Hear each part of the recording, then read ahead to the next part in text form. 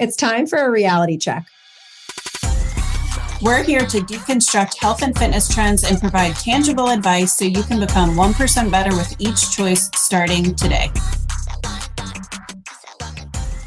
Welcome back to this episode of Reality Check. We are your hosts, Jess and Jill, and today we are going to talk all things progressive overload. Now, fortunately, I feel like this topic has I don't want to say gotten more popular because it's not like a fad or a thing, but it's being more, it's being talked about more, which I think is good, right? Like people are starting to be aware of the benefits of strength training and really what strength training actually is. There's a lot of like boot camp classes and things that people consider strength training because they're using dumbbells and things like that. But we want to talk about what it actually means to lift weights, intentionally progress, and the benefits of that.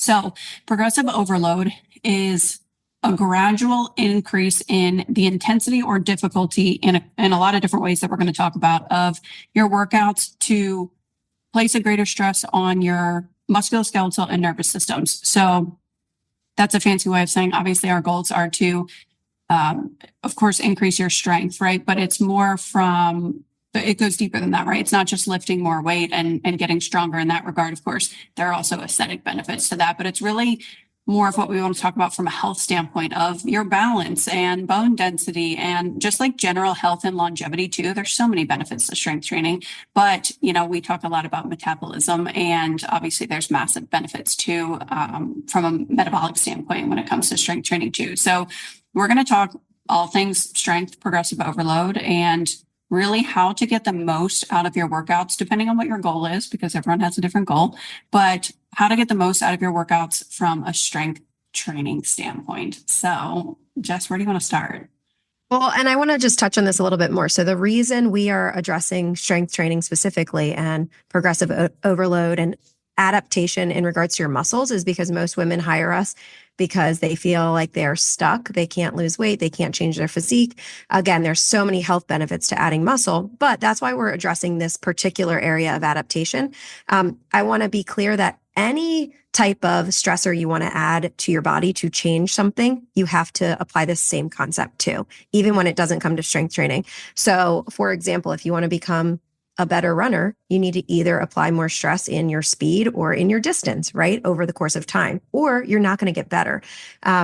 Same goes for, like holding a plank, muscle endurance. You have to apply a greater stimulus over time, or you will not improve. That goes for any skill across the board.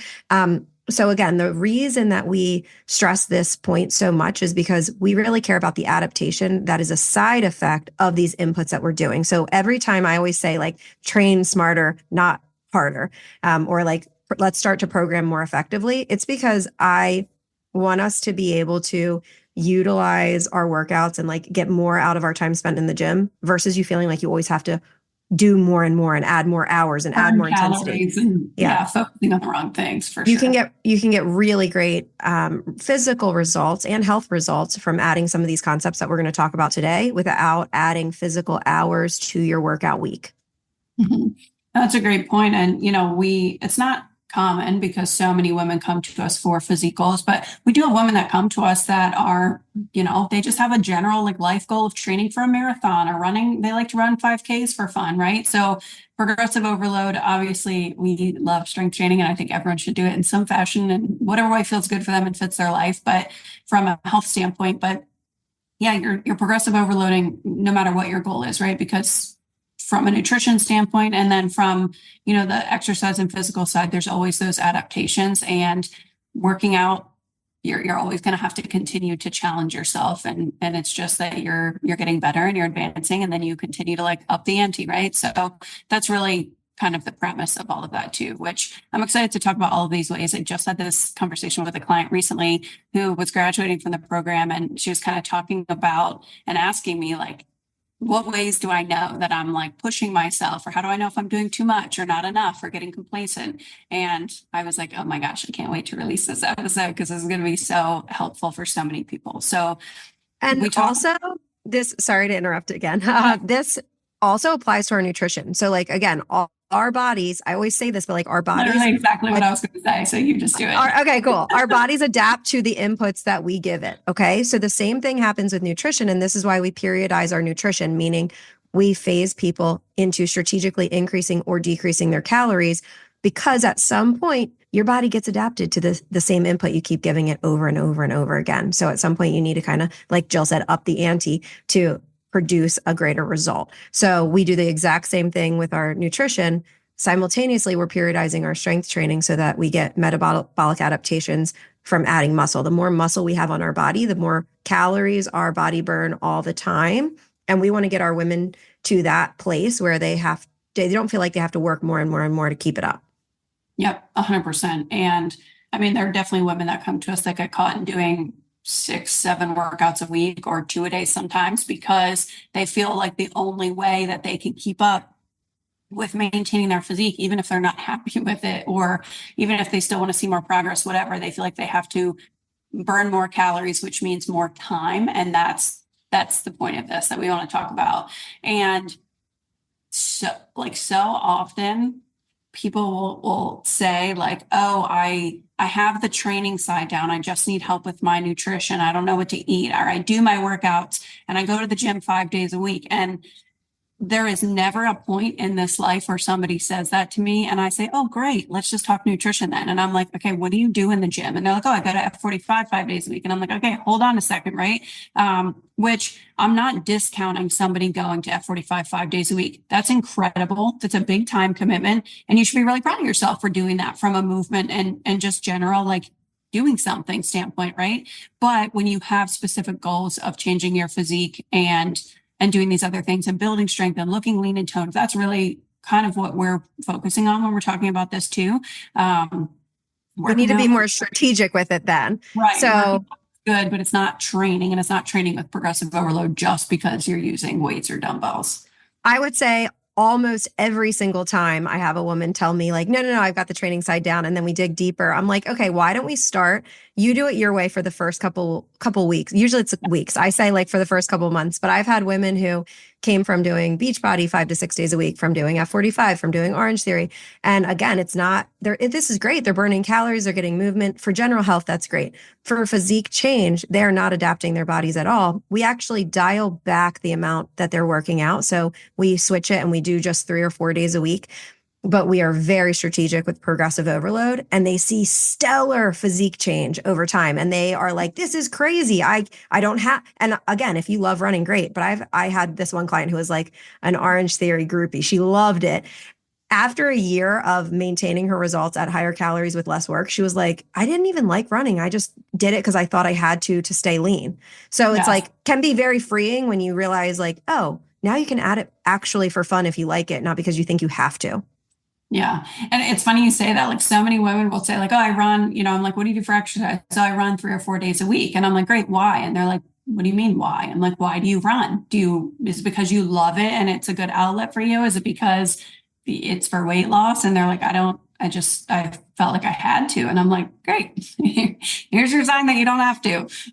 That's not to say like, I know we talk on social media and joke, we do love strength training. I joke about being anti-cardio. I'm not anti-cardio at all. It's so great for your health. It has so many benefits. It absolutely has a place in somebody's lifestyle, but it can't be used as the primary driver of physique change because it's not going to ever get you anti-cardio for fat loss. Right. Okay. Let's do cardio for health or because we enjoy it or because we like to move our bodies. It is not an effective method for fat loss specifically.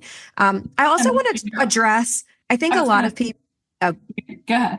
I think a lot of people also will chime in and be like, well, I saw really good results from Orange Theory, or I saw great results when I started CrossFit. So I want to address that real quick too. Anytime you add a new stimulus, your body's going to respond great, right? So if you haven't been doing something and then you add it in, you're probably going to see good results for the first 3-4 months, no matter how effective scientifically that method is, right? Any change in the type of stimulus you put on your body will yield changes at first until you adapt to it. So for example, I know I've talked about this on here a little bit. I started doing CrossFit. I did it for about a year. Specifically because I had clients who were doing it. So I want to learn like, okay, what's the type of programming they're doing? How can we adjust this program programming to document it and make sure we're progressively overloading, that sort of thing. And when the women in there, a lot of them knew that I was a nutrition coach, and they would come ask me and say, like, hey, I haven't seen any physical results. I'm working out so hard.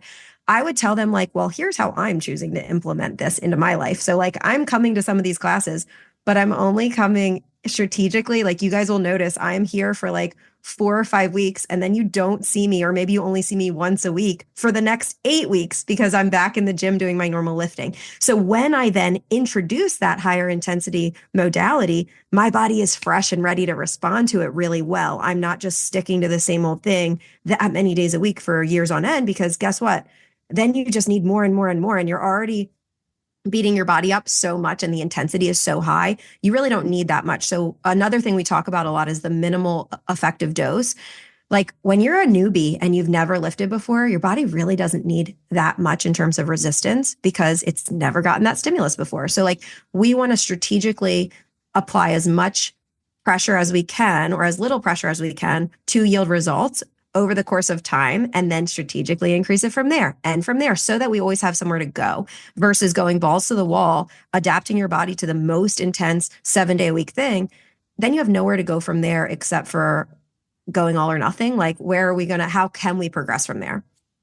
Yeah. And, like you might start Beachbody workouts or start Orange Theory, and you're like, what do you mean? I lost 30 pounds. And it's like, yeah, like Jess said, it was that new stimulus. But so many people think, okay, I did this thing to see results, so I have to keep doing the same thing to see results. And sure, it can serve you again in a cycle, right, through periodization, which periodization is obviously a whole nother topic from today's topic. But yeah, it's when it's a new stimulus, your body's going to respond well. And that's why when clients come to us for weight loss, when they already have that routine, we're not immediately like, no, you have to do it our way, because we're like, okay, we're going to optimize these other things around this and slowly make those changes. Or I've even had clients come to me, and I won't totally like name drop all these programs, but somebody came to me doing another program where she was like given workouts weekly.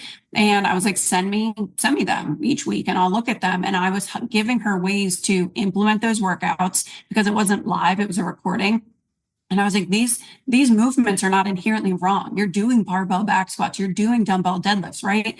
But we need to have some changes in your time under tension, in your rest periods, because you can't just do these workouts and do a 30-second rest period forever. You're going to stall and you're not going to see what you want. So we made a lot of— And you can't physically lift heavier. You can't physically lift heavier if you're taking a short break like that. I've done the same thing with clients who start with their Peloton workouts. It's like, okay, cool. The exercises are similar to exercises I would program, but they're not in the order I would program them because they're not optimal and they don't have long enough rest time. So I actually have clients like pause their videos or have them write it down as they went so that they could like compete with themselves over time. So it's not the easiest, but like there's ways that we can still progress in these different modalities. It's just really important that you're implementing one of these types of progressive overloads over time. So we're going to get into these different mechanisms of progressive overload and like hypertrophy. So do you want to talk about like hypertrophy and how that works in terms of like stressing our muscles, or should we just get into the progressive overload? Like a brief overview. So, there's like different rep ranges that they say are for like different goals, right? So they talk about, I know each textbook's a little bit different, but I think up to like the, 8 rep range is more for strength. And then hypertrophy is more for like, muscle building, whereas higher rep is considered more for endurance, like muscle endurance, right? And conditioning. Now, if you are lifting weights and you're hitting 15 reps and you're strategically programming yourself and using progressive overload, you're not instantly not building muscle because you hit rep 15 or 16, right? Like it's not this hard and fast rule. It's just giving you an idea of like the volume of training and what that looks like. And the intensity has to match that, right? So there's a lot of different variables to consider. For a beginner specifically, you might hear like 3 sets of 12. Just do 3 sets of 12 for everything. I used to tell people that when I was new, and it's not inherently wrong. Like somebody who's new to strength training is going to get killer results if they go to 3 sets of 12 of everything. But if they go to 3 sets of 12 of something with only 2-pound dumbbells, are they going to see muscle building and hypertrophy? No, of course not, right? Like there has to be some intensity and it has to be challenging. So again, a lot of variables to that, but that's some of this ballpark. And some of this stuff has been I don't want to say debunked, but we don't understand all of the mechanisms of hypertrophy. So Right. I used to program in a similar way, thinking like, okay, bodybuilding.com told me 8 to 12 reps is the perfect range for muscle hypertrophy. It's really been shown that anywhere between like 3 reps and 25 reps, you can achieve muscle building results. Yeah. What I believe after seeing change in myself and in clients over time is your body is going to change to the stimulus it's least used to. Okay. So the one that it's not adapted to. So if you're somebody who's been going to Orange Theory classes or body pump classes and you're doing reps for a whole minute or something, likely you're in that 25 or more rep range, right? You personally will probably see the best results by dropping those rep ranges down and going heavier and aiming for that 8 to 10 rep range, right? For somebody like me, I really love pushing myself strength wise. I think it's fun to do lower rep ranges, heavier for big compound lifts. So 6 to 8 rep ranges or 4 to 6 rep ranges, even for barbell back squats and deadlifts. I would probably see the best adaptations right now at this point in my life by bumping up to the 12 to 15 rep range because I haven't played in that space in a while. I'm going to have to drop my weight lower in order to hit that rep range. But my body would probably adapt best to that because that's what I'm currently not adapted to, right? And also my heart rate shoots through the roof because I'm not conditioned. Yes. So it turns into a cardio workout too. You get heart benefits. But I say this because, and a lot of times you'll hear us say, go heavier, like do fewer reps, take longer rests, go heavier. The reason we say this is because most women that we work with are doing some of that higher intensity, higher rep, lower weight stuff, thinking it's going to give them toned, long, lean muscles. Like muscle tissue is muscle tissue through and through. There is not a long type versus a short, bulky type. Like muscle is muscle. The reason we suggest that for most women is because most women are training in that higher rep range because that's what has been marketed to us, not because it's necessarily most effective for us. Yes. So let me make a disclaimer and let me be really, really crystal clear on this. So stop whatever you're doing. You cannot change the length of your muscles. There is not a way for you to train that gets you leaner and longer and whatever Pilates body you think, whereas training a different way that's heavier makes you bulkier. That there is no muscle is muscle. And when you train and you build muscle, it's the same kind of muscle. It's just building muscle. You're breaking it down and you're building it back up. You are not going to wake up one day and be like, oh, fuck, I look like Hulk. Now what do? I got to get rid of all this muscle. It happens so slow. It's harder for women to build muscle. We have less testosterone and other factors, right? So it's a slow burn. So lift heavy. Get the idea of lifting makes you bulky out of your head now and forever until the end of time. I've been lifting for 10 years. Don't think I look like the Hulk. If you don't like my size, amazing. I don't care. But it's just to show you that lifting all of this time, I'm not walking around looking like Arnold Schwarzenegger. It's just not going to happen. So could I, if I trained intentionally and used some assistance and ate the right way? Sure. I could probably add a lot more size. You have to be so intentional and so like, truly, it's difficult. So I want to be clear about that too when we're talking about this. And usually when women say, well, every time I start adding strength training, I feel like I get fluffier. I feel like I get heavier. Do you know what's likely happening is you are hungrier because your body is using more calories all the time. That's one of the benefits of strength training. So your appetite starts to increase and you're not monitoring your caloric intake and you're just eating more. So anytime you eat in a caloric surplus, you can gain weight, right? Whether you're strength training, doing Pilates, whatever, but strength training will utilize more calories. Muscle takes more calories just to live on our body, which is actually a benefit of strength training. Once you have that established muscle, you can get away with eating more and just maintain. But usually at first, if people feel that effect, it's really the body fat that's covering your muscle. It's not the muscle. Okay. Muscle takes up very, very little space. We have clients who, and again, to reiterate what Jill said, it takes really, if you're doing everything right, you might gain 1 pound of muscle a month. So let's say you gain 10 pounds in a year because you're perfect and you follow everything to a T and you never take vacations. Let's say you gain 10 pounds of muscle in a year. I've had clients that I've had for 3 years who have put on 10 pounds of muscle and they look the exact same, just more toned. Okay. So their waist, their inches are not increasing at all with 10 pounds of muscle mass. So again, just, I say this because I think our last episode or 2 episodes ago, we talked about like your ideal body weight is probably actually heavier than you think. It's because muscle does weigh something, but it takes up very, very little space on our bodies. Yeah.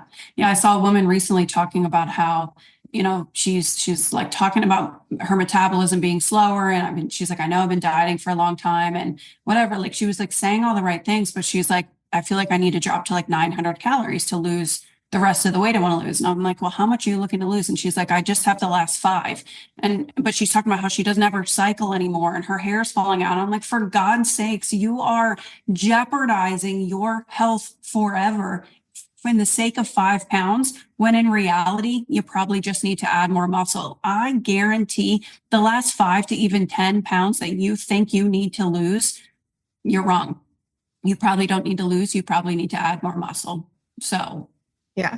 Okay. So you can eat more and lift. in terms of like how our bodies adapt, early on, like we said, you will probably see some change just from adding strength training if you haven't strength trained before.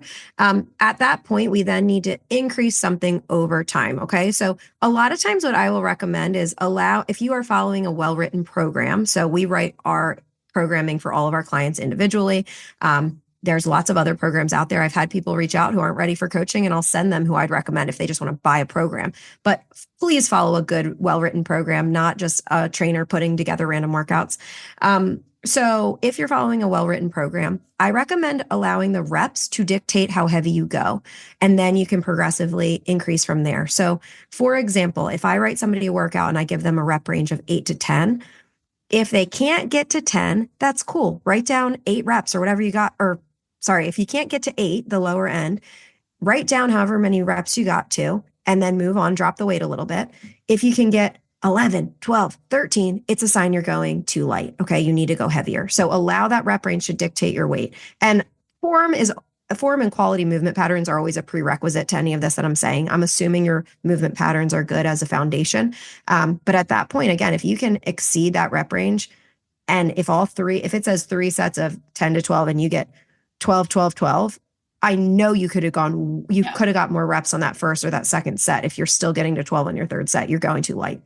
So I would love to hear like what you think of this. And there's no hard and fast timeline for this, but a lot of the things we're throwing out a lot of caveats here because most of the time, like genuinely more than 90% of the time, the women that come to us for help are absolutely not training the way that they need to based on what their goal is. So when initially, like a lot of times somebody will say like, make sure your last like 2 to 3 reps are like challenging for you to complete that set. And that's kind of like a ballpark of where you should be.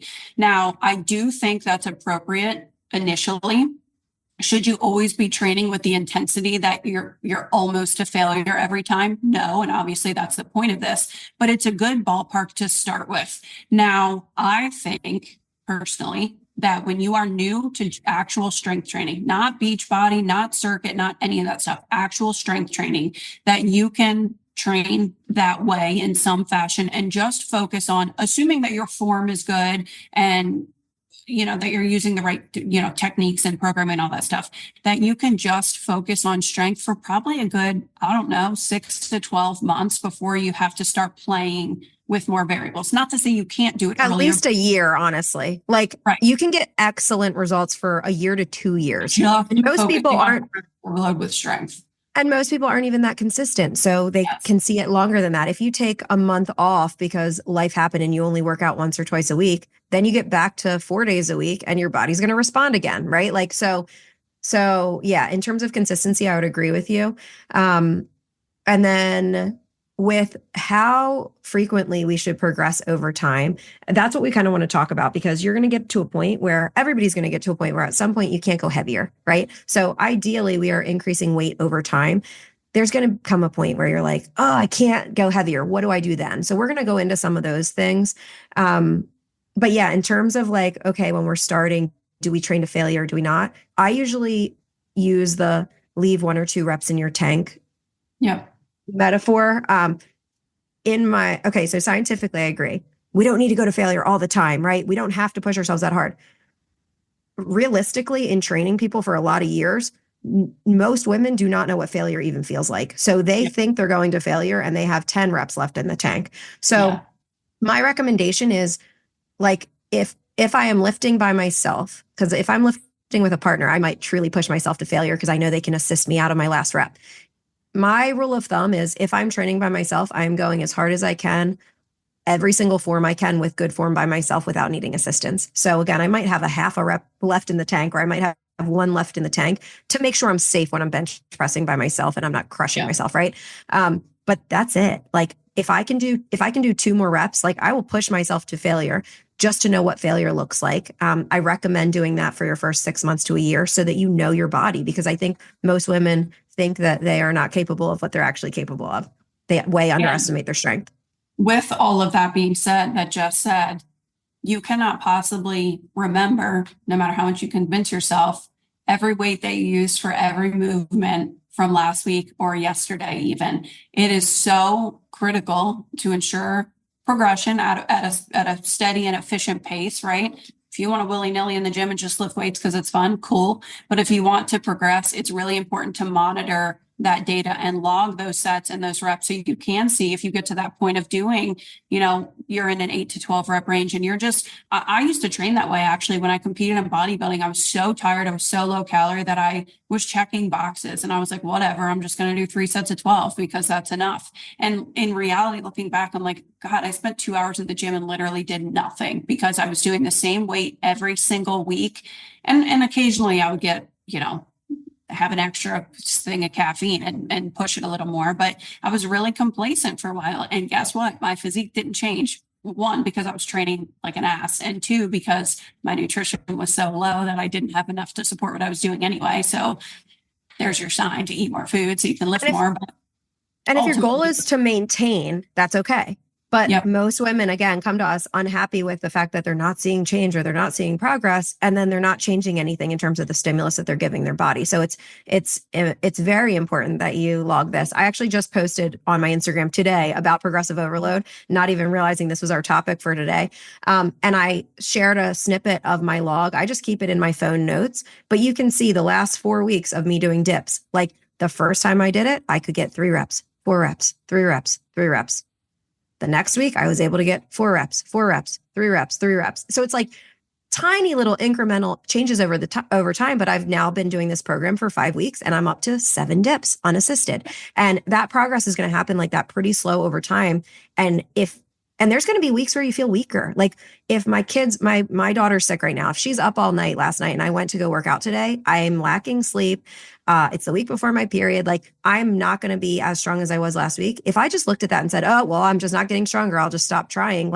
Then I'm not going to make progress over time. So it's over the course of time. It's not just 1 week to the next. Every single week might not be perfect progression, but over a month, over 2 months, you should see some sort of progression in weight or reps or range of motion and some of these other things we're going to talk about.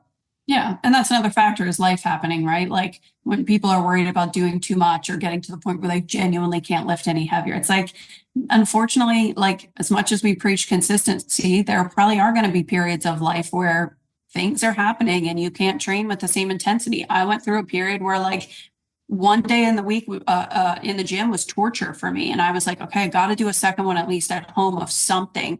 And that was my like bare minimum maintenance, which I think is important to have that minimum like non-negotiable for yourself. Right. We're not going all or nothing. It's like our minimum weeks, we're still lifting once or twice a week, right? Yeah. So I literally didn't have my gym membership for a couple months and I trained at home, and it's not my favorite thing to do, but I was like, whatever, that's what I got to do. And then I also just had a period where I was going to the gym 5 days a week for 6 months straight. Now, do you need to do that much? No, but I had very ideal recovery and all of those other factors at play. So that's the other thing too, is life is going to ebb and flow. I just took 6 weeks off of no lifting because I had to. And now I'm humbled, right? Going back in and I'm going to just keep going. So that's the other part too. So, okay, besides increasing weight, let's talk about other ways that you can actually overload with your training.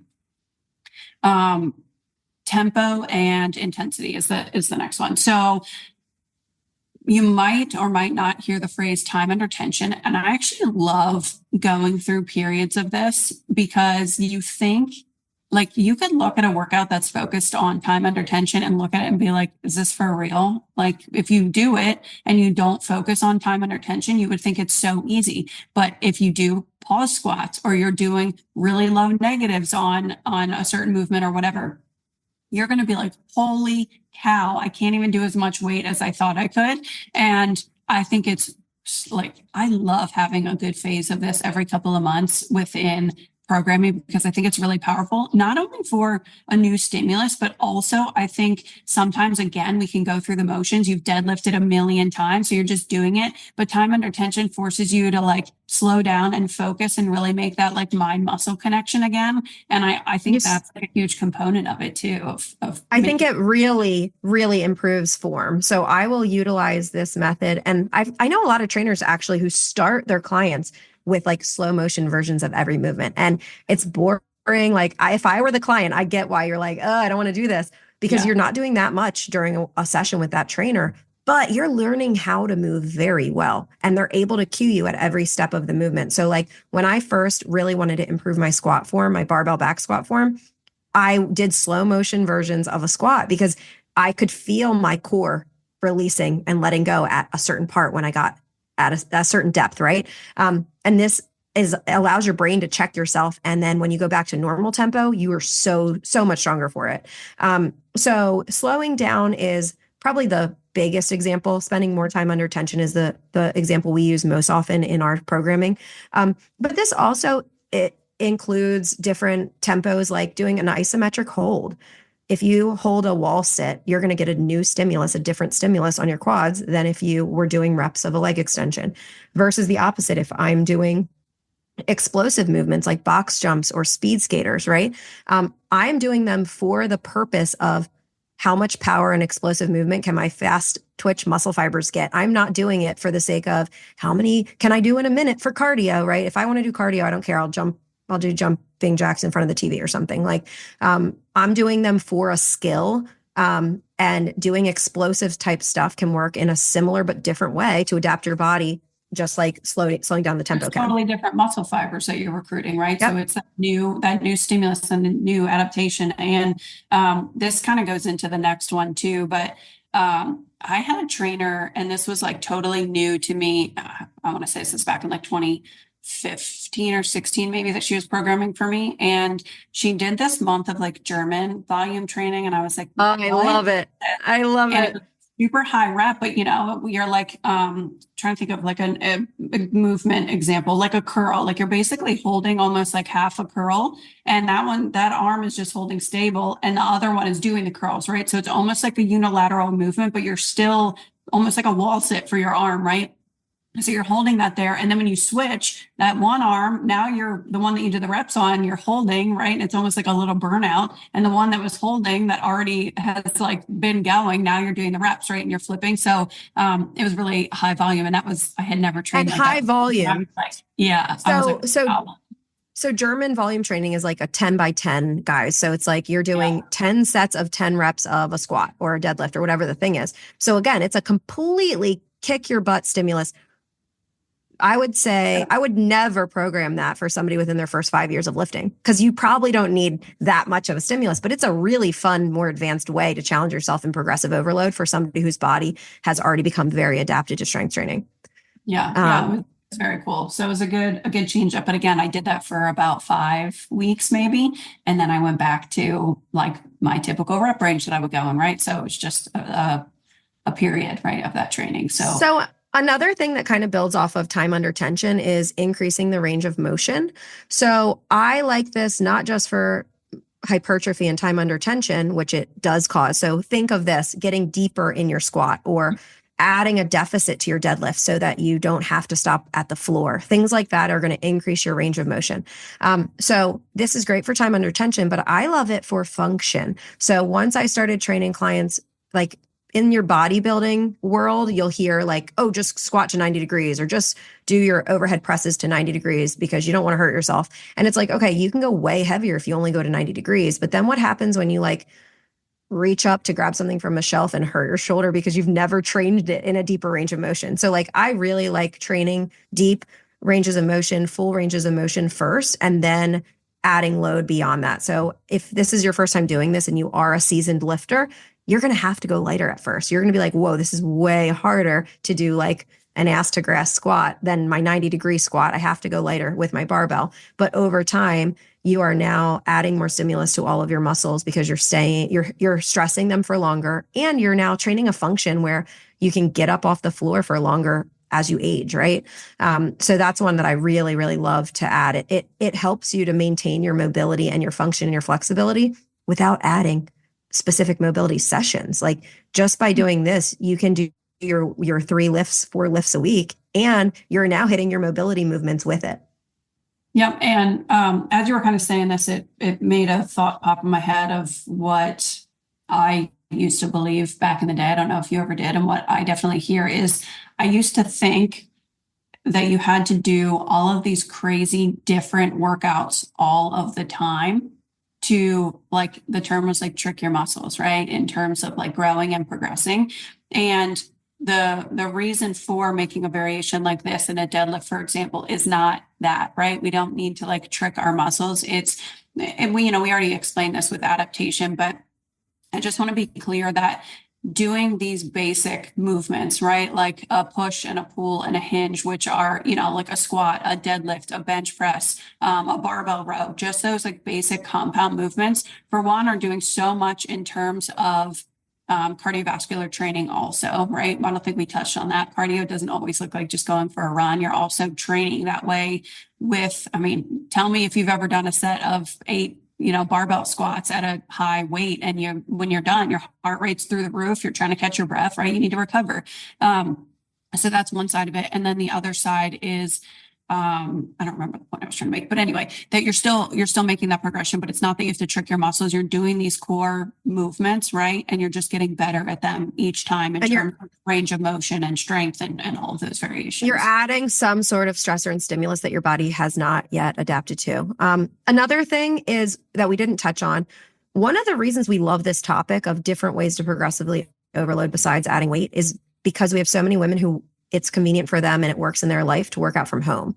So if you are at the place where you're like, I capped at my weights, like I have these adjustable dumbbells, I know I could probably go heavier, but I can't, I just don't have the time to join a gym right now. If that is the case, use these things we're talking about. Increase your range of motion, go slower on your tempo, start to add some explosive movements strategically for one specific phase. And again, we're going to go into more of these, but it can be very helpful so that you can progress when you don't have access to machines that go up to 300 pounds, right? Okay, so the next one I think that is a simple one is utilizing unilateral movements. So basics, especially again for our women at home, most people cap out, they max out on their squats and their deadlifts because our legs are very strong. If you can't go any heavier at home and you're using whatever your 30-pound dumbbell for your squats, try doing a single leg squat and see how far you get. Like you're going to have, it's a very challenging new skill to learn, and it's going to help you with your stability and your mobility over time. Then someday, if you go to a gym and you lift with both legs again, you're going to be a killer at your squats because both legs, one leg is not compensating for the other now. We've strengthened your hips. We've strengthened all those tendons. See if as you do that single leg squat or single leg deadlift, you can get deeper and deeper in your range over time. That's a form of progression without even having to add any weight yet. So unilateral movements can be great, not just for lower body, but for upper body too. If you ever feel like there's some sort of imbalance or like, I don't know, my shoulder doesn't feel quite right when I do overhead presses with the barbell, I'll take my next 4 to 6 week phase and just do single-sided movements and realize like, whoa, my left side was way weaker than my right. And I can spend that time kind of catching it up. Yeah, actually, this just reminded me, and I wish I could remember. I feel like you and I were looking at a specific like study or paper when we talked about this, but we had a client who had an injury and with her leg. Yeah. And we were doing unilateral movements, and the study basically said, she was so worried, like, I'm training my other leg and that one's going to be so strong and so big, and this other one's going to look terrible. And the study was basically saying that it was like that leg that you're training was like helping you maintain strength in your like injured leg, or the one that you weren't working, that it was basically like kind of helping compensate. So there was less muscle atrophy in the group that continued training only their good side versus the group that stopped training altogether. They lost less muscle. And like we don't know the mechanisms behind this, but my only thought is like, okay, neurologically, our brain is connected to these muscles, right? So if I'm moving one side, I'm still somehow activating these muscle fibers on the other side, even if I'm only doing a one arm overhead press, which is wild. I think I heard of that study first on Mind Pump. But yeah, we looked into that more, and it's pretty cool. So now anytime we have somebody who's injured, obviously, as we're nursing them back, we're doing corrective exercises with them. We're working with their physical therapist on that stuff. But during the time where they physically can't work out with it, keep doing the stuff you can do on the sides you can do. And you're actually going to yield really great benefits. Yeah. No, it's super, super cool. And that was something like I didn't know, right? Like, of course, I would never tell somebody, oh, just stop training because you have this one injury, right? Like, obviously we would be creative and do those things anyway. But I thought that was really, honestly, our bodies are so fascinating, but I thought that was really cool. Okay. So I kind of already touched on this, but were you going to say rest periods? Yeah. Yep. Yep. Yeah. So changing rest periods, right? So again, a lot of women come to us from high intensity training, circuit training, things like that, where it's always, 30 seconds on, 30 seconds off, or everything's 30-second rest period. And as much as you think in your heart that you can train with the same level of intensity, no matter what your rest period is, I'm here to tell you you're wrong. You cannot lift the same weight after a 30-second rest period or after a 90-second rest period that you can 30 seconds, right? Or whatever I'm trying to say. But we had a client actually who, well, and this is often, but I can think of one specifically where she said her programs were boring. And she was like, can I shorten the rest periods? I'm bored. I feel like I'm just like wasting time. And we were like, okay, if you are bored in your workouts with the rest periods that we have programmed for you, you are absolutely not lifting heavy enough, because if you are lifting with the intensity that you should need every bit of that 60, 90, 120 seconds that we have programmed for you. And if you don't, now you're not training with that level of intensity that you need to see new changes or adaptations. And that's been a good reminder too. You can experiment with this yourself. So I often recommend this for women who are like, no, I saw better results supersetting everything. And it's like, well, you did when your body wasn't adapted to it. And now we're going to try this different thing, right? So what you can do is do an exercise like a back squat, and then go ahead and do high knees or jumping jacks or whatever your cardio of choice, or crunches or any other exercise. I don't care. Do it during your rest period and superset them back and forth, and see how heavy you can maintain 10 reps of a squat through that superset for 3 sets. Then when your body's fresh again, right? Go ahead and do 3 sets of 10 back squats with 2 minutes rest in between. Just see how heavy you can go. I guarantee you can probably go like twice as heavy with that actual rest period in between, because your central nervous system is not taxed. So like, even if it's a different exercise and you're like, yeah, but I'm not working my legs, I'm working my core or whatever, you're going to be more tired in terms of your nervous system, and you will not be able to lift as heavy if you don't take strategic rest periods. And again, we also manipulate it in the opposite way. So if personally, I enjoy my 2-minute rest periods in between my big compound lifts. So right now I'm doing an intentional phase where for 6 weeks, I'm supersetting stuff. It is kicking my butt because my body's not used to it, because I now have shorter rest periods, but I'm doing it in a very strategically phased way. I'm not just randomly doing high intensity all the time just to keep my heart rate up. Mm-hmm. Yep, 100%. And, this kind of goes into another one. And I want to say this one carefully, but you can increase volume of your training, which the whole purpose of us covering this topic was sharing ways that you can progressive overload aside from just increasing your volume. But I'll give a specific example. I have a client that's been with me for a few months. She trains at home. She had a good set of dumbbells. She grew out of those, right? Needed a little bit heavier, bought a new set, and she's kind of like in limbo, right? Where she like can't buy more dumbbells right now. And I'm like, okay, I can see based on looking at your workouts these last 2 to 3 weeks, we're stagnant and this is not a good place to be. So we're going to change things up. And we're going to instead increase volume or increase reps, right? So with volume training too, there's lots of different ways we can mess around with this. But adding volume is just adding more. So what's the volume equation, Jill? It's like reps times load times sets per week, okay, is your total volume.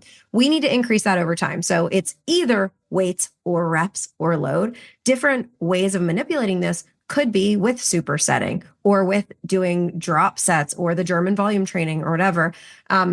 For example, like I have a client right now and she's doing her first phase that I've ever included supersets, and I have her doing the same muscle group back to back. So if you think about it and I have her doing push-ups and chest flies back to back, we're now hitting her chest with 20 reps back to back for 3 sets rather than normally I would do the bench press for 10 to 12 reps with pauses in between, right? So it's a lot more volume per week on that same exact muscle group. So that's kind of one way that you can mess with it. Another way is by changing up the frequency in the week. So especially if you have, like for most people, I would say just to maintain, hit every major muscle group a bare minimum of once a week. And ideally somewhere around 15 hard sets per week per major muscle group, right? To build, I would say minimum hit every major muscle group at least twice a week. If there's a body part, like a lot of women want to build their glutes specifically, or they say they want lean defined arms, which usually starts with delts. If they say that they want to do something like that they want to build, or they want to learn a specific skill like a pull up or a push up, I will actually have them increase the frequency to 3 times a week so that we're really nailing that body part with more volume than the parts that we're just looking to maintain. Yeah. And there's actually a quote that I found that I'm not going to read the whole thing, but it was talking about the point of diminishing returns, right? Just like anything in life, too much of a good thing, right? So it's kind of what we were talking about in the beginning of the podcast with you can't just do more and think, okay, if I do more and I do it more frequently, then I'm going to get results faster, right? Like it doesn't fully work that way. To some degree, yes. So it was basically saying, of course, if we do 10 sets per muscle group per week, you're going to double what you're getting from 5 sets per muscle group per week, right? But there comes a point where you're doing too much. And if you don't have enough recovery or, other things factored in, there's going to be a point that you get to where you're not reaping the benefits like you do just by going from 5 sets per week to 10, right? So if you start going 30 reps per week or whatever, it's the same thing. You're going to kind of level off, and I don't want to use plateau, it's not a better word, but you're just not going to get as much out of it. That also applies to like the workout you're doing in the moment. Like if you're like, oh, I'm going to go to the gym 2 hours a day, like get real. You are not training with the same intensity at hour 2 that you were when you walked in that gym. I can guarantee it because I used to be that person. And there's also a point of diminishing returns, like psychologically and like your effort level, right? Like you literally are like running on fumes, but also from like a hormonal and testosterone and cortisol standpoint, like it's not working anymore. Like and your nervous system is taxed. So usually it's after I think it's hard set 7 or 8, there's a hard drop off in terms of your strength. So this is also why it's so important that you have somebody who's programming effectively for you in terms of the order of your workout. So I might program squats or deadlifts or pull-ups or push-ups or bench presses first in order, depending on what I want that person's stimulus to be, like their primary stimulus for that day, because they're going to be able to lift way heavier on those first 2 exercises than they are for the rest of their workout, which is why we would put more isolated single muscle movements later in a workout, because they're not going to be able to lift as heavy physically. So if you did pull-ups last week and you did it first in order of your workouts and you were able to do the most you've ever done, and then next week you try it and you do it 5th in order of your exercises and you are like, what the heck? I'm so much weaker. It's like, no, you're not, because you're not comparing apples to apples at this point. So I think that's a really good point. And our rest to recovery ratio matters a heck of a lot. So if you are burning yourself out and training 6-7 days a week and not giving appropriate rest for each muscle group in between days, you're not actually adapting. So the adaptation comes after we recover and heal from that stressor. And you think about the gym. In the gym, you're not building a muscle, you're breaking it down, right? So recovery happens, building and changing your body happens when you rest and recover. So I like using these examples of like building up a callus. If you are building up a callus on a body part and you just keep hitting it over and over and over and over and over again with no break in between, it's going to bleed. It is not going to heal and build a callus. It's just going to be injured. That's the same thing that happens with our body if we don't have appropriate recovery time in between. So you won't yield the benefits. You're just going to become more and more sore and feel achy and have more proneness to injury and things like that if your stress to recovery load is not appropriate. So that's another thing that we look at when we are programming for people. Also from a lifestyle standpoint with recovery and stressors too, right? Like, now let me caveat this here. Because I've heard this a lot recently and I'm like, no, we're going the wrong direction here. So many women tell me they stop strength training because they think their cortisol is high. And I'm like, dear God, that is the last stressor that you need to be worried about removing from your life if that's the issue, right? Cortisol is not all bad, right? Yes, your cortisol goes up with strength training and with a workout and with lifting. It's acute and your body is designed to recover. It's a beautiful thing that our body does. But if you good stressors, we have good stressors and then we have stressors that are chronic. That's when it becomes bad. Good stressors, we adapt to and we become stronger and more like sturdy. So that's exactly what I was going to say, but the acute and chronic words were not in my brain and that's perfect. So it's the chronic stressors that are the problem. Strength training is not your problem. Like I'll be clear about that. Now, if you're the person going to the gym twice a day, 7 days a week, we got to have a conversation, right? But more often than not, that's not the issue when it comes to stressors and recovery. So another way to progressively overload could be to switch up your focus in terms of your concentric versus eccentric phases of your lift. So, or adding more external resistance during different phases. So, for example, if you are used to training at home and using dumbbells for bicep curls, and then you go to the gym and you try to do cable curls, it's now working you in a different way because it's pulling on your muscle through a different phase of the movement versus just lifting a weight and then being able to drop the weight using gravity, right? There's something pulling on you during that release. You can apply this in a lot of different ways. So we could add resistance bands to a different exercise. You'll see people adding like chains to their deadlifts so that it's pulling in the opposite direction. Oftentimes, I recommend using this stressor just by being really mindful of your eccentric phase, the negative. Focus on releasing super slow from your pull-up instead of just dropping back down. Focus on releasing your deadlift bar really slow versus just dropping it. Things like that can actually be super beneficial for hypertrophy, and you can lift way heavier during the eccentric phase than you can during the concentric. So you can actually increase strength quite a bit just from changing this one focus area. Yeah, I love that one. It's like that one's pretty straight and to the point. And then really last thing is periodization. And we've covered this throughout this whole podcast, but essentially your body adapts. Just gave the good example with her CrossFit classes, right? She doesn't just go to CrossFit and see an amazing result and think, I'm going to do this forever, or same with Orange Theory or whatever it is, right? We don't just train 3 sets of 12 forever. Like we go through these periods of variation, whether it's for fun and enjoyment and falling in love with lifting again, right? It might be a psychological reason that you're doing it, or maybe you have an adaptation, right? And it's time to change things up. We are not big on like circuit high intensity, but you will see supersets in your program. You will have a phase that's probably high intensity, right? Circuit training, totally different style than you're used to. We'll do it for 4 to 6 weeks. And then guess what? We're back to lifting, right? So having that variation is important. And again, it's not because you need to trick your muscles. It's because you have adaptations and you can't continue to progress and grow and change if you're not overcoming those adaptations as you go. And we do this very strategically. It is not like, oh, random. Well, last time we did this. Last time we did powerlifting. So now I'm going to do a HIIT phase. And then next I'm going to do a superset phase. It's not like that. Most of the time we are changing very little and we're doing it really strategically. So like, for example, my first 4 months of most clients, I start them with like, okay, we're going to learn to squat well. Then we're going to learn to do a back squat. Then we're going to learn to do a front squat. And I'm going to change up the rest timing just by 30 seconds. Then we're going to do some sort of single leg squat variation. So we're doing the same fundamentals over and over and over again. And we are changing very minute things so that you can get stronger and progress over time. We are not just throwing something to the wall and hoping it sticks. Also, if you ever see a person on Instagram doing a movement that looks and you're like, wow, that's creative. I've never done that. That must be why she has big glutes. I'm going to save this and I'm going to do that.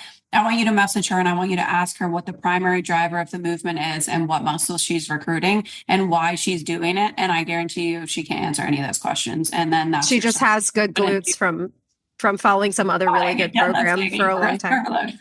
Yeah, like if you guys saw, I know I share a lot of my workouts on my Instagram stories, but like if you saw every single workout I've been doing for 15 years, 3 times a week, you would be so bored because it's like the basics over and over and over and over again. But guess what? I'm really freaking good at the basics. Like my squat is pretty, my deadlift is pretty. I can then load pretty heavy. And I don't know, it's a skill you are practicing over the course of time. And to get the best results, you just need to be strategic at learning a skill. So yeah, it can be boring, but I do it because it's worth it for the outcomes of me not having to work out a ton each week. I get to work out 3 days a week and maintain a physique I feel really good in, and I get to maintain function. And every now and then, if I'm like, oh, my shoulder's a little stiff, I'll add in some mobility once a week. But it's like, I genuinely get to do as little as possible. And then the rest of my movement in my life is fun. I play on a softball team. I run around with my kids. We go for bike rides. Like I'm not tied to exercise for the sake of my weight. And also you have the ability to do those things with a good amount of strength and stamina and endurance and without stressing injury because you're training appropriately when you are in the gym and maximizing on the time there too. So, cool. Okay. Let's summarize, I guess.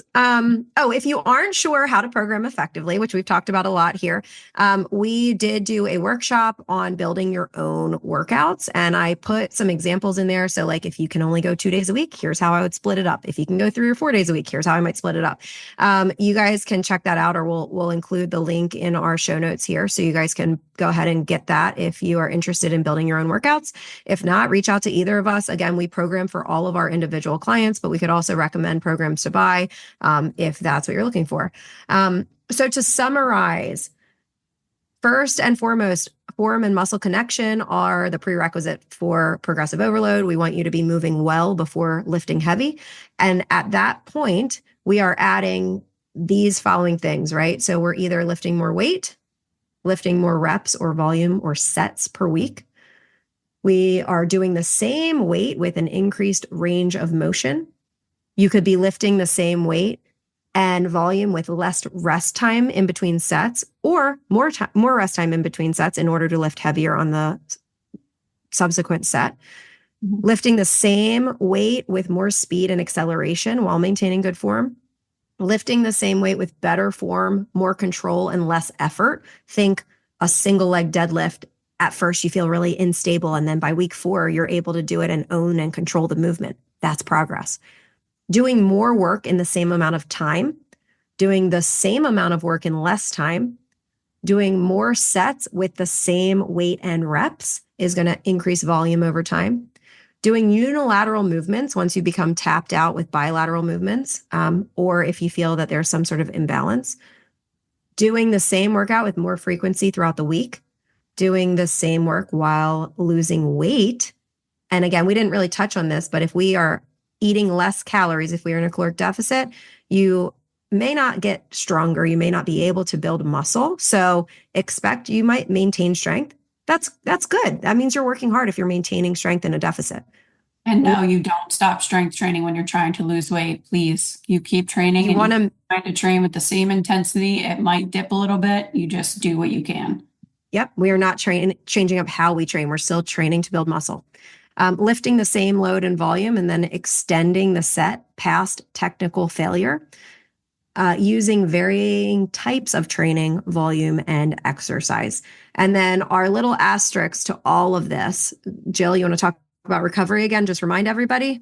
Yep. So in order for your body to adapt to the increased load or stressor of your workouts, when you're following all of those, you have to give it the time to rest and recover. And that doesn't just mean time off in the gym. That means actually getting enough sleep and getting good quality sleep and eating the right diet for your goals. Now, can you go to the gym and follow all of these principles and see change and improvement in your physique and eat 1,200 calories?